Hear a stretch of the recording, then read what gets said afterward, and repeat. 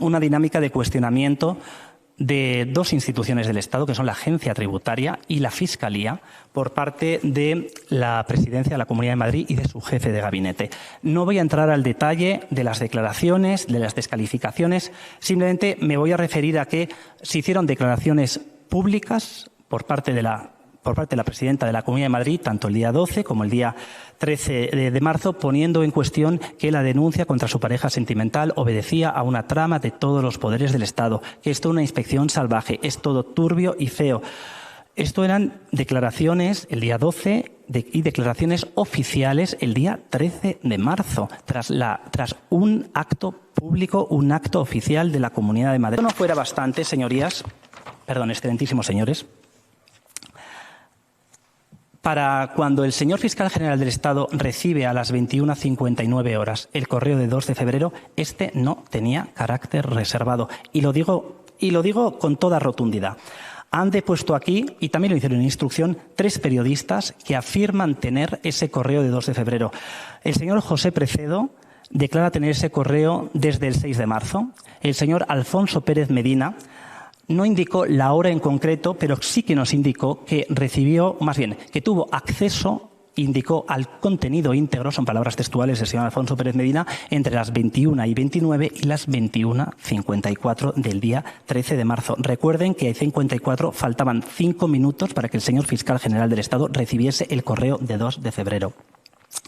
El tercer periodista que afirma tener el correo de 2 de febrero es el señor Miguel Ángel Campos. Tiene acceso a él porque lo transcribe en su integridad desde las 3:30 de la tarde del día 13 de marzo, cuando 3 periodistas tienen el correo de 2 de febrero antes que el señor fiscal general del Estado. Este pierde su carácter reservado. Pero es más, no solo el correo, el contenido de ese correo, la existencia de negociaciones de conformidad, que éstas partían del abogado del señor González Amador, y la voluntad de reconocimiento de los delitos. Este contenido, no el correo, pero sí el contenido que iba inserto en ese correo de 2 de febrero, lo tenían otros periodistas. El señor Romero, desde las 2:30 de la tarde, no del día 13, sino del día 12 de marzo, y lo que es más importante, ha indicado que su fuente de ese conocimiento proviene de la Fiscalía de la Comunidad Autónoma de Madrid. En el punto de decir si le parece si sí o si no el hecho de que se haya podido ir a por el fiscal general porque entre medias estaba lo del caso de la pareja de Ayuso y no pagar Hacienda lo que es debido. Pregunto.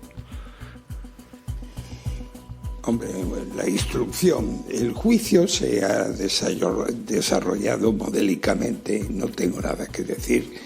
Pero sobre la instrucción sí hay muchas cosas que remarcar.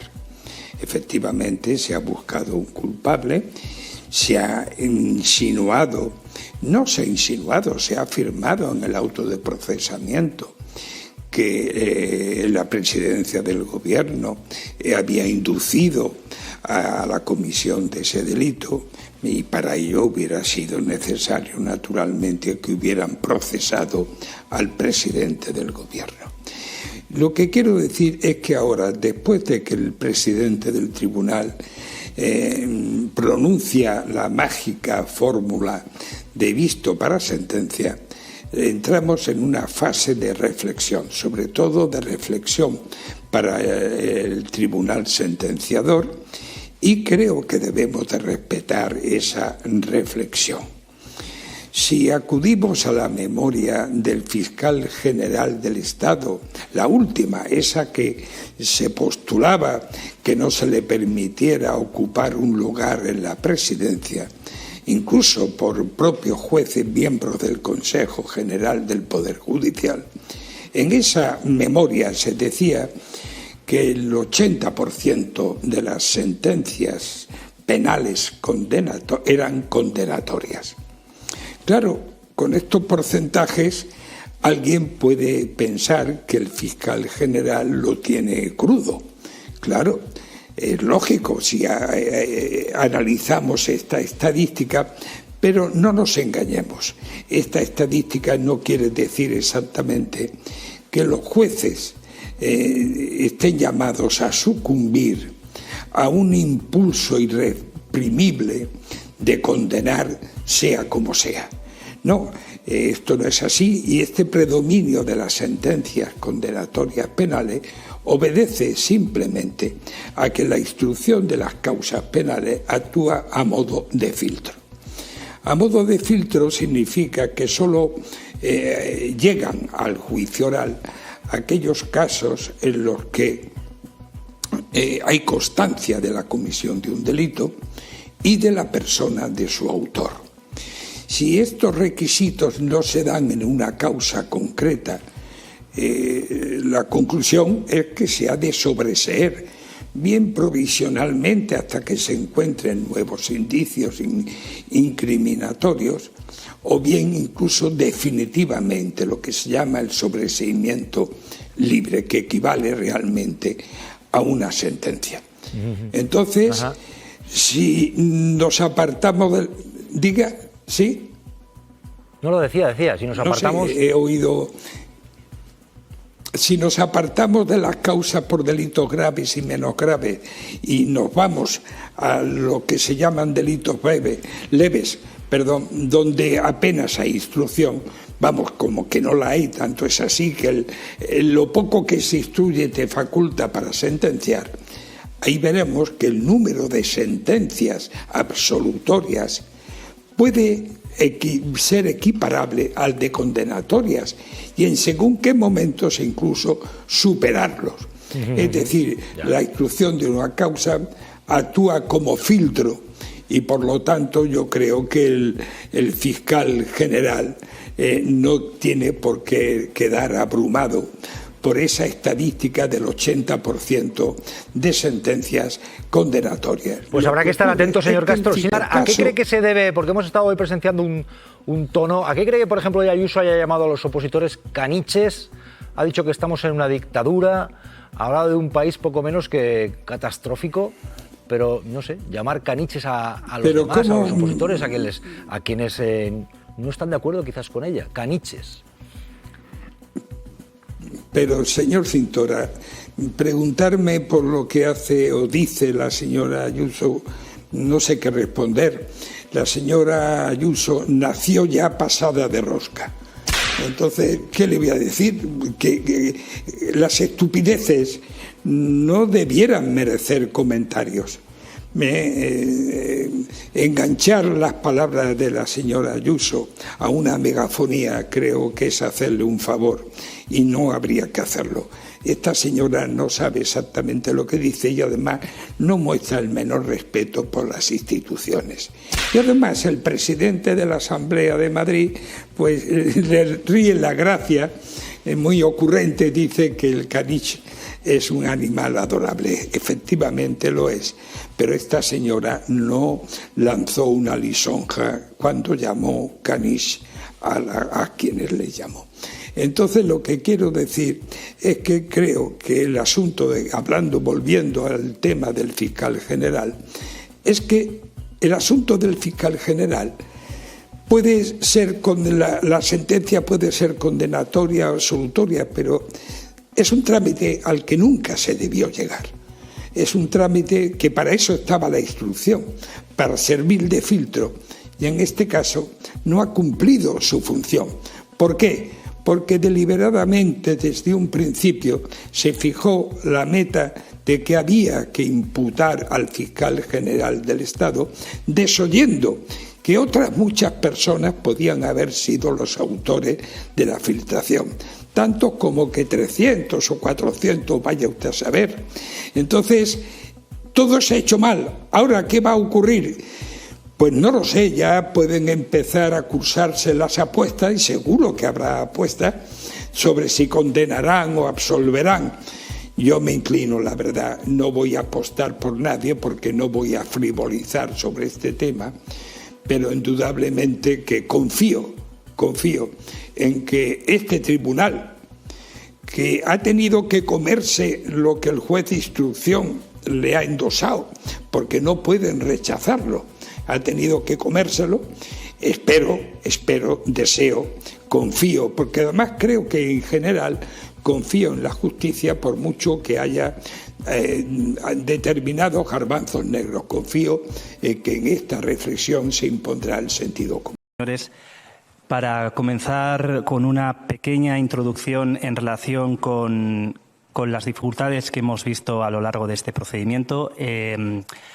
Este procedimiento ha estado marcado por un contexto mediático excepcional que en ocasiones ese debate mediático ha desbordado el debate jurídico y se ha podido generar sin ningún género de dudas un auténtico juicio paralelo basado en conjeturas, en filtraciones y en lecturas parciales que ha creado un entorno adverso para el derecho a la presunción de inocencia del excelentísimo señor fiscal general del Estado. Esa contaminación externa, señorías, no afectará a la serenidad, a la independencia y a la objetividad con la que los excelentísimos señores magistrados del Tribunal Supremo habrán de dictar sentencia. Apelamos, por tanto, a la esencia de esa función jurisdiccional para que, aplicando los principios de independencia judicial y de aplicación imparcial del derecho, se pueda garantizar la efectividad de los derechos fundamentales de mi representado, del excelentísimo señor fiscal general del Estado, que no son más que el derecho a la tutela judicial efectiva y el derecho a la presunción de inocencia. Esto es, el derecho a que una persona es inocente hasta que se demuestre lo contrario. Dicho esto, señorías, voy a dar comienzo a mi exposición con unas breves notas sobre la nulidad de la entrada y registro, una nulidad de la entrada que ya se puso de manifiesto a lo largo de las cuestiones previas, pero que a lo largo de los interrogatorios de los agentes de la Unidad Central Operativa que depusieron ayer ha quedado todavía más clara.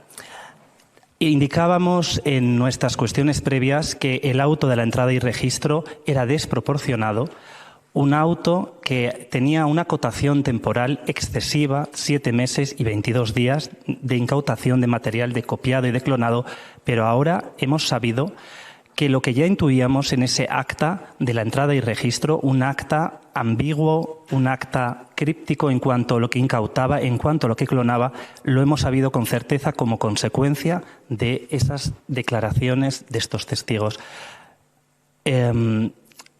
Existió una orden concreta del magistrado instructor que no fue cumplida. Se clonó y se copió sin cobertura legal y, por tanto, eso debe suponer la nulidad de dicha diligencia porque se ejecutó en unos términos que no estaban contemplados en dicho auto. No se hizo, por lo tanto, un cribado por palabras. No actuó o no se personó un profesional independiente que determinase qué elementos o qué documentos se podían llevar. Tampoco se ha producido hasta la fecha un expurgo de esa documentación que ha sido intervenida y que se encuentra a disposición del magistrado instructor. Esto que estoy relatando supone una vulneración de la doctrina del Tribunal Europeo de los Derechos Humanos que ya indicábamos en nuestras cuestiones previas, pero que hoy, más que al principio del juicio, ha quedado demostrado como consecuencia del incumplimiento por parte de los funcionarios de la Policía Judicial del mandato del magistrado instructor. Por lo tanto, la sentencia y la doctrina de Smirnov contra Rusia y de Robatin contra Austria es la que debe, por lo tanto, determinar la nulidad de la entrada y de todas las diligencias que como consecuencia de esa entrada se han producido. Género, y sin temor a equivocarnos, que como consecuencia de ese procedimiento de visado, tuvieron acceso todas las personas que se encontraban incorporadas en Fortuny, 524 fiscales y funcionarios, todas las personas que se encontraban dadas de alta en SAFI, 176 personas, y todo ello se encuentra debidamente documentado gracias a la labor de la Abogacía del Estado y del Ministerio Fiscal, porque existió una voluntad de no investigar toda esta ampliación del espectro de personas que potencialmente podían tener acceso a esta documental por parte del magistrado instructor. Son las que son, y es que no se puede condenar a ninguna persona sin prueba de cargo suficiente para desvirtuar la presunción de inocencia. La prueba de cargo puede ser directa o indirecta. La directa es, por ejemplo, un asesinato, que haya una grabación de los hechos o que haya un testigo, porque hay una percepción inmediata de lo que ha ocurrido. La indirecta o indiciaria implica, por poner un ejemplo, que haya unos elementos que puedan llevar a una conclusión necesaria y obligatoria y automática casi, ¿no? Por ejemplo, en un asesinato, por citar un caso real, que aunque no haya una grabación, que una persona sea detenida con una navaja, con sangre de la víctima, con sus huellas dactilares, con sus zapatillas, con salpicaduras de sangre y con una cámara que lo haya grabado en la zona poco después de los hechos y con un móvil suficiente. No hay prueba directa, pero creo que estaremos de acuerdo en que son indicios concluyentes que nos llevan a la conclusión de quién fue el autor del crimen. En este juicio hay consenso entre los juristas en que no hay prueba directa y la prueba sería indiciaria, que es la que se tiene que valorar con todas las dudas que se están mostrando sobre la mesa. Hay dos indicios que han centrado la investigación: la posesión por parte del fiscal general del correo y el borrado de su teléfono. La posesión a mí me parece un indicio francamente débil porque, como sabemos, a ese correo tenían acceso decenas, quizás centenares de personas. De hecho, otra debilidad en la declaración de los miembros de la UCO es que ellos dicen que no les constaba que ese correo lo tuvieran otras personas. Si ese correo solo la tenía el fiscal general, obviamente la conclusión lógica indiciaria es que solo lo pudo filtrar el fiscal general. Pero como está acreditado que tenían acceso muchísimas personas, es un indicio débil. Y el borrado del teléfono móvil a mí también me parece un indicio muy problemático. Primero, porque ningún acusado está obligado en un Estado de Derecho a aportar datos para que lo condenen.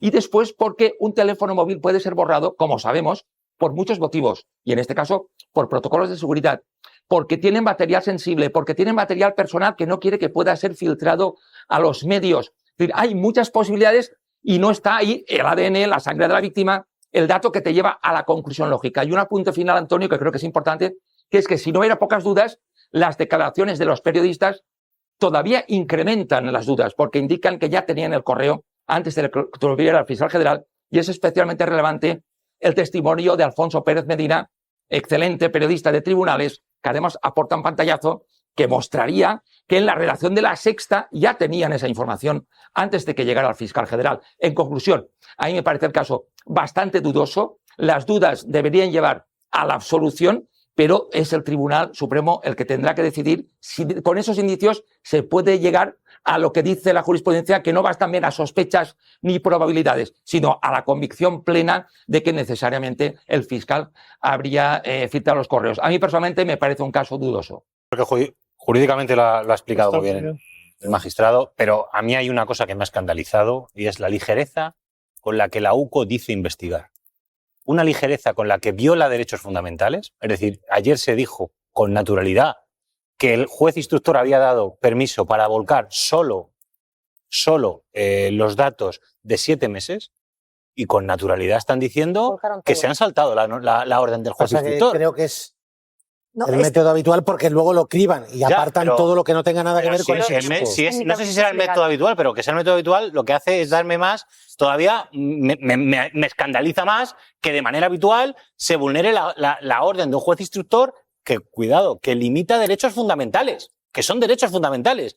Y han dicho con naturalidad que dice, no, el juez instructor me dio permiso para esto, pero yo, como no tengo tiempo o medios, porque no sé, pues bueno, me lo he saltado sin pedir permiso al juez. Y luego, lo que dice el teniente coronel Antonio Balas me parece escandaloso. Es decir, que él se limite a buscar el delito en alguien individual y no en buscar el esclarecimiento de los hechos. Es decir, si tú tienes constancia de que 500 personas tuvieron acceso al correo, tu obligación como investigador es buscar quién cometió el delito. No decir, voy a buscar en este, que es el que me cae mal, y a ver si este cometió el delito. Esto es lo mismo que decir que tú cuando buscas el esclarecimiento de un crimen, te centras solo en una persona porque consideras que es a quien hay que investigar y no en el esclarecimiento de los hechos. ¿Quién cometió el delito? No buscar si el que me cae mal cometió el delito. Pero es que me ha llamado mucho la atención escuchando la intervención de los distintos miembros de la UCO que participaron del registro del despacho del fiscal general del Estado, reconociendo que entraron allí con la caballería y que se llevaron todo, todo, y que no se hizo un mínimo filtro. Porque deben estar acostumbrados a hacerlo así. Ahí está la cosa. Claro. Si esto se hace con el despacho del fiscal general del Estado, ¿qué no se hará cuando entren en la casa de un ciudadano particular? Mira, yo el otro día hablaba con un jurista sobre este tema y decía, una de las cosas de que está en discusión hace muchísimo tiempo es por qué en el resto de Europa este tipo de investigaciones las hace la Fiscalía con un juez de garantías. ¿Por qué es así en toda Europa menos en España? Pues porque cuando la Fiscalía toma una decisión excesiva, en este caso voy a ir al despacho del fiscal, en el caso de que hubiera una investigación de la Fiscalía, como es en Italia, como es en Francia, como es en Alemania, ¿qué habría pasado en este caso? La Fiscalía dice, quiero ir al fiscal general. Y el juez de garantías, que para eso está, en el instante, no después, no ex post, porque aquí es ex post. Ex post la sala te dice lo has hecho mal, en este caso. Pero el juez de instrucción tiene una libertad total y dice, para adelante, la Guardia Civil que se presente en el despacho del fiscal. Lo que pasaría en Italia o en Francia, donde también hay errores, por supuesto, pero hay un filtro que es, oiga, llega usted al juez de garantías, quiero ir al fiscal, y el juez de garantías muy probablemente te habría dicho, oye, para un momento. Es el fiscal general, para un momento. Yo creo que es muy probable que hubiera pasado eso, de decir, oiga, es el fiscal general del Estado, vamos a coger toda la información, vamos al despacho y sacamos toda la información, y además, como sabemos cómo funciona, resulta que acabó filtrada la mayor parte de esa información, que se conoce todos los números a los que llamó el fiscal general del Estado, todas las direcciones de sus casas, información absolutamente privada de meses y meses. Es una cosa... Que por cierto, aquí la Fiscalía se lleva las manos a la cabeza con este registro masivo, cuando la Fiscalía muchas veces informa a favor en otras causas, ya no solo de que se copien dispositivos enteros, sino de que se lleven los aparatos para que luego ya se separe el polvo de la paga, se hagan los expurgos famosos estos, pero después. Y salen cosas, y se filtran cosas también. Claro. No, que sí, es muy delicado. Si yo me pregunto ahora, escuchando todo esto... que tire la última piedra, ¿no? El elemento central... Sí, pero que igual merece una reflexión la manera en la que se practican las entradas de registros, según qué causas, en según qué delitos, ¿no? Igual tenemos que hablar de que la unidad de élite de la Guardia Civil no tenga una tecnología para buscar por fecha los archivos, por fecha. Es que había una orden expresa del juez de te puedes llevar lo que es desde marzo hasta octubre. Se llevaron todo. Y después ya con tiempo lo vemos. Hombre, que es el registro al fiscal general del Estado, no en su domicilio particular, en su despacho oficial de la Fiscalía General del Estado. Es una institución. Uno de los elementos fundamentales de la gente que está convencida desde hace meses que el fiscal general del Estado es culpable, que hay muchísima, porque como decía antes Javois, este es un juicio casi de Real Madrid-Barça, entonces mucha gente está convencida antes de tiempo. Dice, no, pero es que como borró todo, es clarísimo que tenía que ser él. Bueno, aparte de que hoy le he explicado cómo lo borraba y sistemático, que podemos dudar, podemos no dudar, pero con lo que tenemos encima de la mesa y con lo que sabemos, de verdad, si vosotros tenéis a Aimar Bretos, tiene ahora mismo, sabe que esta semana, hombre, ya por ponerte a ti que eres el jefe, tú sabes que la semana que viene van a pillar tu móvil y lo van a mirar entero, Aimar. Pues pierdo mi trabajo y posiblemente mi libertad. Pues a lo mejor si puedes lo borras. Seguimos en hora sobre los borrados. Hay otra cuestión que se ha utilizado para arrojar dudas sobre García Ortiz, que es el hecho de que eliminara su cuenta de Gmail. Bien, hoy García Ortiz ha explicado que esa cuenta la borró 2 meses después de que la Guardia Civil registrara su despacho. Que cuando lo registraron, la cuenta de Gmail estaba viva y que los agentes podían haberse metido y haberse descargado lo que hubiesen querido. Cuando la UCO entra en mi despacho, a su disposición está mi cuenta de Gmail.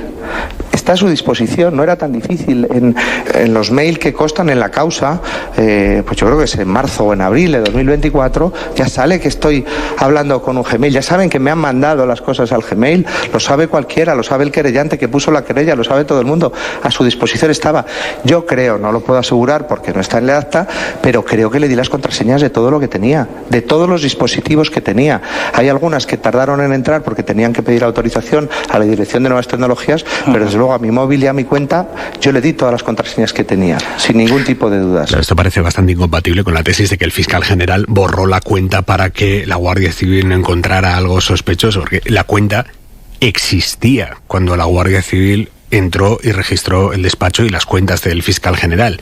Él la eliminó 2 meses después del registro porque se filtró la dirección y empezaron a llegarle amenazas. Yo seguí usando la cuenta de Gmail. Lo que pasó y no es agradable, es que el atestado de 27 de noviembre de 2024, el atestado de la UCO, se filtró sin anonimizar. y en ese atestado salía mi cuenta de Gmail, el correo mío completo. También estaba sin anonimizar mi teléfono móvil, también estaba sin anonimizar, y yo empiezo a tener problemas. Algunos están en lo que han exhibido ustedes, pero empiezo a recibir mensajes amenazantes, amenazantes y feos, muy desagradables. Algunos los mando al spam, pero bueno, empiezo a pensar que tengo una brecha de seguridad. Hago una consulta formal a un departamento del Cuerpo Nacional de Policía, del que depende mi seguridad física y cualquier otro tipo de vulnerabilidades que tengo, y después de hablar con ellos llego a la conclusión, vamos, lógica, que la podía haber tenido sin haber hecho esas consultas, de que cierro mi cuenta de Gmail. De manera que la cierro aproximadamente en diciembre de 2012, 2 meses después de la entrada de registro, y casi 9 meses después de que cualquiera supiera a qué correo se habría enviado Luego, no hay ningún ánimo de ocultación. Esto es muy relevante porque es verdad que está absolutamente fijado en el imaginario público que el fiscal general del Estado borró su cuenta de Gmail para que, o en un intento de ocultación de algo, antes de que los agentes entraran en ese registro al despacho. Pero confirma que lo borró 2 meses después. Sobre el registro en sí, los propios agentes que lo llevaron a cabo han reconocido hoy que el fiscal estuvo colaborando con ellos. Una cuestión. El fiscal general del Estado, el día de la entrada y registro e incautación de los dispositivos móviles, mantuvo en todo momento una actitud colaboradora, así como el personal de la Fiscalía. Sí, estuvieron colaboradores, participaron el PIN del teléfono, e incluso cuando se le requirió alguna gestión posterior también mantuvo una colaboración activa. Que no parece la actitud de alguien que quisiera sabotear ese registro o ocultar pruebas. Y eso de que el fiscal general colaboró con todo no lo ha dicho un agente, lo han reconocido todos los agentes a los que se les ha preguntado. Durante la entrada y registro, el fiscal general del Estado mantuvo siempre una actitud de colaboración, así como el personal de la Fiscalía. Sí, colaboradores en todo momento. Una cuestión muy llamativa que se ha abordado hoy sobre el registro del despacho al fiscal general del Estado es que el juez llevó la instrucción, el juez Hurtado le dio la orden a la Guardia Civil de que entrara al despacho del fiscal general y se llevara toda la información del móvil, ordenador y correos desde el 8 de marzo de 2024 hasta el día del registro, que fue el 30 de octubre. Son 7 meses de información. Aquello era salvaje, el propio juez rectificó poco después y dijo, me lo acotan a 1 semana. Pero es verdad que en el momento del registro la Guardia Civil tenía la orden del juez de entrar allí y llevarse la información de 7 meses.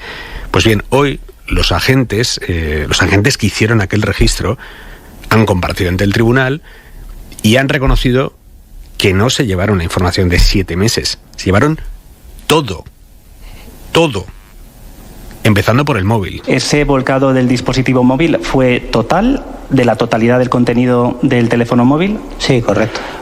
¿O estuvo limitado del periodo de 8 de marzo hasta el día 30 de octubre? Esto es 7 meses y 22 días de información. El volcado del teléfono móvil en concreto se hace completo. Todo lo que tiene almacenado ese teléfono en ese día, en ese instante. Entonces tendrá información desde que se haya empezado a utilizar hasta ese día. Las tarjetas NanoSIM, 2 tarjetas NanoSIM que se extrajeron del móvil del señor fiscal general del Estado, ¿se copiaron o clonaron de forma total? Sí. Bien. Esto con lo que tiene que ver con el móvil. Luego está lo que tiene que ver con un disco duro que tenía el fiscal general del Estado en el despacho con el contenido de un ordenador antiguo. Y de ese disco se hizo un clonado. Se hizo un clonado. ¿El clonado de ese disco duro del ordenador de sobremesa del ordenador de sobremesa anterior del señor fiscal general del Estado, fue ese volcado, ese clonado fue total? Sí, correcto. Total. O sea que ahí tampoco se cribó por fechas. Ellos dicen, no, nos lo llevábamos y después se hacía ese cribado después. Pero no, se llevaron toda la información. Se hizo una copia de toda la información de todo el periodo de tiempo que tenía allí el fiscal general del Estado, ni más ni menos. Y la nube también la copiaron entera. Sí, tenía... OneDrive es una plataforma que se encuentra en la nube y lo que te hace es, de esa información que tienes en la nube, te hace una copia en tu ordenador local, ¿vale? En una estructura de carpetas, que bueno, por no entrar en toda la estructura de carpetas, se almacenan ahí. Entonces eso se sincroniza automáticamente con OneDrive. Cada archivo que suba se hace una copia ahí. Entonces lo único que se hizo fue una copia de esa información. ¿Recuerda si la copia de esa información, de ese repositorio de información en la nube, fue total? Sí, fue total. Sin limitación de fechas del 8 de marzo al 30 de octubre, esos 7 meses y 22 días, no sé. Es que es imposible. Tendríamos que estar semanas para poder hacer ese filtrado. O es imposible o se tarda mucho y es posible. Que es que son dos cosas completamente distintas. O una cosa o la otra. Estamos hablando del registro al despacho del fiscal general del Estado, que es posiblemente el registro más delicado que se ha llevado a cabo nunca en democracia. Entonces, lo de que habría llevado mucho tiempo ser exquisitos, eso flojea bastante como argumento. Y le han preguntado, ¿y con el ordenador actual, el ordenador que tenía encima de la mesa el fiscal general del Estado, pasó lo mismo? ¿Se copió entero? Cuando hay mucha cantidad de información, se intenta evitar carpetas que no tengan nada que ver con documentación, depende de la investigación. Sí, depende. Y en este caso, ¿se hizo esa selección, ese cribado de carpetas en relación con lo que interesaba la investigación, o en este caso el ordenador de sobremesa se copió? ¿Cómo se hizo? En el momento de entrar en registro yo literalmente no sabía lo que se estaba buscando. A mí solamente me dicen que se necesitan tipos de documentos y yo voy a la estructura de carpetas donde sé que hay documentos. ¿Qué tipos de documentos tenían que buscar ustedes en ese ordenador?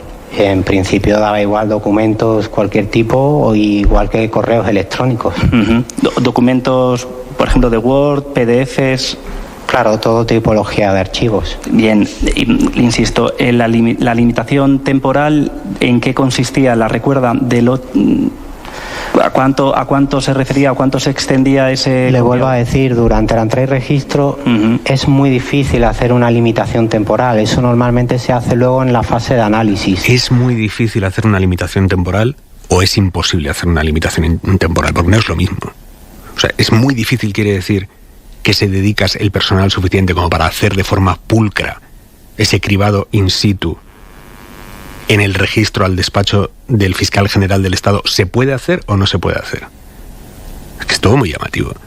Y el abogado del Estado, Iñaki Ocio, que obviamente está haciendo estas preguntas porque está buscando hilos de los que tirar para pedir una nulidad por desproporción, el abogado del Estado le ha preguntado. ¿Ustedes estas limitaciones informáticas sobre que tenían que llevarse, si no me ha dicho mal, el dispositivo móvil en su totalidad, el correo electrónico profesional del señor fiscal general de Estado en su totalidad, la cuenta local OneDrive en su totalidad, el disco duro con la copia del ordenador antiguo del señor fiscal general de Estado en su totalidad? ¿Esas limitaciones de que tenían que llevarse todo se lo manifestaron a la letrada de la Administración de Justicia? ¿De que tenían que llevarse todo? Ahora mismo no lo recuerdo, pero normalmente sí que se le indica. Normalmente se hace, pero no se acuerda si ese día lo hicieron. Cuando se le pregunta lo mismo al jefe del operativo de la UCO, si pidió permiso al juez para llevarse más información de la que el juez le había autorizado a llevarse, esto contesta. ¿Pidieron ustedes, concretamente el jefe del operativo, autorización para seguir adelante con la diligencia, a pesar de haber constatado que técnicamente no era posible ajustarse al marco temporal establecido en el auto que la autorizaba? No me acuerdo. Nadie se acuerda de nada. Ese mismo responsable del operativo de la UCO ha protagonizado un momento bastante llamativo cuando la abogada del Estado le ha reprochado que realmente la UCO deduce que fue el fiscal general del Estado el que filtró el mail, o la Fiscalía General del Estado quien filtró el mail, porque un alto cargo de la Fiscalía lo recibió días antes. Que infiere esa culpabilidad porque un alto cargo de la Fiscalía General del Estado lo recibió. Entonces la abogada del Estado, que representa al fiscal general, le ha dicho, efectivamente, hubo un alto cargo de la Fiscalía que lo recibió, pero hubo mucha más gente. ¿Ustedes esto lo han investigado? ¿Intentaron ustedes averiguar si más personas antes de don Diego Villafañe, especialmente el 7 de marzo, habían recibido exactamente esa misma documentación? ¿Otras personas como cuáles? Pues mire, 499 personas con acceso a la carpeta guardia, a través de la cual la documentación se puso a disposición de la Jefatura Provincial. 27 personas con acceso a la cuenta genérica de correo de la Secretaría Técnica, donde se recibió esa documentación. Esto desde el 7 de marzo. 30 personas de la Fiscalía Provincial con acceso a la carpeta compartida Diligencias de Investigación 101-2024, además del personal de la Fiscalía Superior. Desde el 20 de febrero, todas las personas con acceso a la herramienta de gestión SAFI, que son todos los fiscales de Madrid. Desde el día 20 de febrero, todas las personas con acceso a la plataforma Fortuny. Y todo el personal del decanato de los juzgados de instrucción de Plaza de Castilla, donde se registró esa denuncia con esa documentación el día 5 de marzo, un día antes de producirse la filtración, por cierto. Vale. Bueno, nosotros no hacemos investigaciones prospectivas y exactamente. Ha habido risas. En la sala del Tribunal Supremo ha habido risas cuando el jefe del Departamento de Delincuencia Económica de la UCO, de la Guardia Civil, ha dicho que ellos no hacen investigaciones prospectivas. Manuel Javois, buenas noches. ¿Qué tal, Aymar? ¿Cómo estás? Tú vienes del Tribunal Supremo. ¿Qué conclusiones sacas de la declaración del propio fiscal? No sé cuándo va a ser la siguiente vez que siga un juicio con tanto detalle, porque no recuerdo 2 semanas tan disparatadas, no solo por el desglose que acabas de hacer. Yo tenía una idea, hoy salía del tribunal y pensaba, ¿cómo sería este juicio de que alguien lo estuviese siguiendo, que alguien escuchase todas las declaraciones de testigos, pruebas, indicios y demás, sin la pátina de la ideología? Si no tuviese la carga simbólica tan fuerte de ideología, una persona ajena a cualquier proceso político que tenga que ver con la Fiscalía General del Estado, la dependencia que tiene la presidencia del gobierno, el ambiente caldeado que hay efectivamente contra el gobierno, ¿cómo podría seguirse este juicio de tal manera que no pienses cómo hemos llegado hasta aquí? Y de verdad, yo entiendo que haya muchos periodistas que estén a la que salta Sánchez, y también hay otros que están defendiendo cualquier cambio de opinión radical del presidente del gobierno. Yo creo que una persona desprejuiciada políticamente, desprejuiciada ideológicamente, que haya seguido todo el juicio, que haya seguido las declaraciones de los testigos, tiene que pensar en primer lugar por qué se ha llegado a esto. ¿Por qué hemos tenido que celebrar este juicio? No tiene absolutamente ningún sentido. Lo lógico sería que después de este juicio hubiese otro para saber cuál ha sido el proceso de instrucción por el cual hemos tenido que acabar aquí, siguiendo estos disparates, las amputaciones de los cortes de las grabaciones de la UCO. No sé, ha habido detalles como bastante absurdos. Y al final, la única conclusión es que quien pueda pensar que el culpable es el fiscal general del Estado tiene que apartarlo de los 600 personas más que pudieron haber filtrado el documento.